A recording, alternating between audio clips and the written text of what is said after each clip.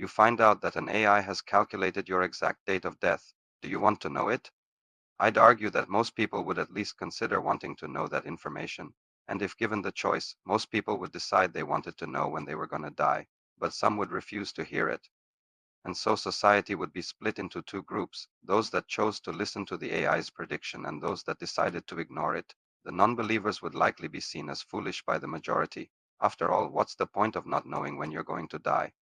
There are billions of people alive today who don't know that they are gone now be dead in a few years. The believers, though, they would take steps to prepare for their future deaths, or at least they would try to. Insurance companies would instantly begin using the AI to set new premiums. Healthcare providers would use it to develop new treatment plans, and life planners would use it to help people organize their affairs. Many people would choose to quit smoking, drinking, and other forms of risky behavior. Others would go out and do all the things they've always wanted to do, confident that they had nothing to lose because they knew exactly when they were going to die. So, what about crime? Would knowing your end date make you more likely to commit crimes or less? Would the threat of imminent death be enough to deter people from, say, robbing a convenience store, or would it embolden them to do whatever they wanted since they had nothing to lose? I think it would depend on the person. Some people would see their death date as a wake-up call, a sign that they needed to change their ways. Others would simply become more desperate as they realized just how little time they had left. Relationships would also be affected. People might start to value their time together more, but that might only last until one of them died. Imagine being in a relationship where you knew that your partner's death date was rapidly approaching. You could spend your last days together doing whatever you want, or maybe you'd be too afraid to get close to someone knowing that it would only end in heartbreak when they died.